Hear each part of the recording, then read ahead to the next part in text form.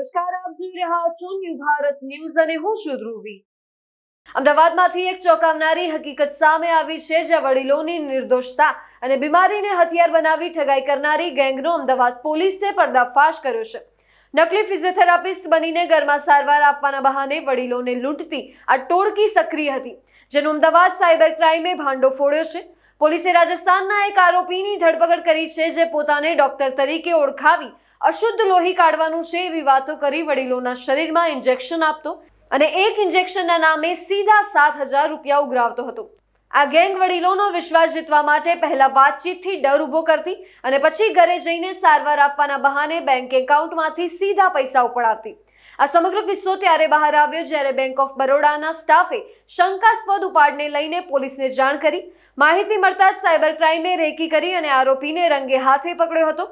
પોલીસની ઝડપી કાર્યવાહીથી પીડિત વડીલોના 2,70,000 રૂપિયા બચાવી લેવામાં આવ્યા, નહીં તો આ રકમ પણ ઠગોના હાથોમાં જતી રહત। સાયબર ક્રાઇમે સ્પષ્ટ ચેતવણી આપી છે કે કોઈ પણ અજાણ્યા શખ્સો કે જે ડોક્ટર અને થેરાપિસ્ટ હોવાનો દાવો કરે તેમને ઘરમાં પ્રવેશ આપતા પહેલા પૂરતી તપાસ કરો। વડીલોને ખાસ અપીલ કરવામાં આવી છે કે અજાણ્યા ફોન, ખોટી સારવારના દાવા અને તાત્કાલિક પૈસા માંગતી વાતોથી જ સાવધાન રહે। અમદાવાદ પોલીસની આ કાર્યવાહી એક તરફ મોટી સફળતા છે તો બીજી તરફ સમાજ માટે ચેતવણીરૂપ। માન્ય પોલીસ કમિશનર સાહેબ શ્રી GS મલિક સાહેબ, સંયુક્ત પોલીસ કમિશનર શ્રી સરસ સિંગલ સાહેબ તેમજ ઇન્ચાર્જ નાયબ પોલીસ કમિશનર શ્રી હાર્દિક માકડિયા સાહેબના માર્ગદર્શન હેઠળ દરેક બેંકના નોડલ કર્મચારીઓને સૂચના આપવામાં આવેલ કે જો બેંકમાંથી કોઈ વૃદ્ધ દ્વારા વધારે પડતા પૈસા ઉપાડવામાં આવે તો નજીકના પોલીસ સ્ટેશનને જાણ કરવી। ગત તારીખ 15ના રોજ બેંક ઓફ બરોડાની ડ્રાઇવિંગ રોડ બ્રાન્ચમાંથી એક વૃદ્ધ દ્વારા પોતાની FD તોડવામાં આવેલી। એમના પહેલા દિવસે 15મી તારીખના રોજ 4 લાખ રૂપિયા અને 16મી તારીખના રોજ 2,70,000 રૂપિયા જેવું એમણે પોતાના ખાતામાંથી વિથડ્રો કર્યા હતા, જેમાં બેંકના મેનેજરને શક જતા કે ક્યાંક મુદ્દા ડિજિટલ અરેસ્ટ થયેલા છે કે નહીં, તેથી તેમણે પોલીસનો સંપર્ક કરતાં અમે સ્થળ ઉપર જઈને જોતા CCTV ચેક કરતાં વૃદ્ધાની આસપાસ એક માણસ રેકી કરતો મળી આવેલ, જેને પકડીને પૂછતાછ કરતાં એ મૂળ પોતાનું આટા બરાજ સ્ટેટ રાજસ્થાનનો હોવાનું જણાવેલ અને એ લોકો ત્યાંથી આવીને આ પ્રકારના વૃદ્ધાને ટાર્ગેટ કરીને એમના પાસેથી સારવારના બહાને પૈસા લીધેલું જણાઈ આવેલ, જે અંગે FIR નોંધી આગળની કાર્યવાહી આગળ હાથ ધરેલ છે। સર, જે આરોપી પકડાયો છે એનો શું રોલ હતો અને અન્ય આરોપીનો શું રોલ? આ મૂળ જે આરોપી પકડાયો છે એનું નામ છે મોહમ્મદ અજમત સન ઓફ મોહમ્મદ મહમૂદ। 35 વર્ષની એની ઉંમર છે અને ધોરણ 6 સુધીનો અભ્યાસ કર્યો છે। આ લોકોની આખી ચાર જણાની ટીમ હતી। જે આપણે FIR નોંધી છે એમાં એમો એવી છે કે જે વૃદ્ધા છે એમની વાઈફને ઘૂંટણ, કમર અને દાઢની તકલીફ છે, એટલે એ જ્યારે ફિઝિયોથેરાપી સેન્ટરમાંથી જઈને આવતા હશે તો આ લોકોએ ત્યાં રેકી કરીને એમને વિશ્વાસમાં લઈ અને એન્જિનિયર અને નીતિન અગ્રવાલ તરીકેની પોતાની ઓળખાણ આપી અને ઓળખાણ આપીને એ લોકો જણાવતા કે અમે આ પ્રકારની સારવાર માટે અગાઉ 15 લાખ રૂપિયા ખર્ચ્યા છે, પણ જે આ મુંબઈથી ડૉક્ટર આવે છે એ ડૉક્ટર તમારી 5 લાખ રૂપિયામાં કે 1 લાખ રૂપિયામાં સારવાર કરી દેશે। વાસ્તવમાં જે આ જે ડૉક્ટર છે અને એમના સાથીદાર છે બધા રાજસ્થાનના એક જ ગ્રુપના મેમ્બરો છે। પછી વૃદ્ધાને ડૉક્ટર બનીને એમના જ ગેંગનો મેમ્બર કોલ કરતો અને રૂબરૂ એમના ઘરે જઈ એમને માલિશના બહાને માલિશ પણ કરતા અને નજર ચૂકવીને કાળું પ્રવાહી અથવા શરીરમાંથી લોહીના ટીપા કાઢી એક લોહીના ટીપા દીઠ 7,000 રૂપિયાનો ચાર્જ વસૂલતા। એ રીતના 50, 55 અને 60 લોહીના ટીપા કાઢતા। આપણા કેસમાં વૃદ્ધા પાસેથી એમણે 50 લોહીના ટીપાના એક ટીપા દીઠ 70,000ના લેખે 4 લાખની વસૂલી કરેલ છે। સાહેબ, અન્ય આરોપીઓ છે એમાં જે ડૉક્ટર કોણ બનતું હતું અને અન્ય લોકો કોણ શું બનતા હતા? અન્ય જે એન્જિનિયર અને નીતિન અગ્રવાલ તરીકે ઓળખાણ આપનાર છે મોહમ્મદ આર્યન, ડૉક્ટર દિવાન તરીકે જે ઓળખાણ આપનાર છે મોહમ્મદ શેરુ ઉર્ફે નોમાન અને આસિસ્ટન્ટ ધનરાજ પાટીલ, જે ધનરાજ પાટીલ છે એ ડૉક્ટરના આસિસ્ટન્ટ તરીકે ઓળખાણ આપેલ છે।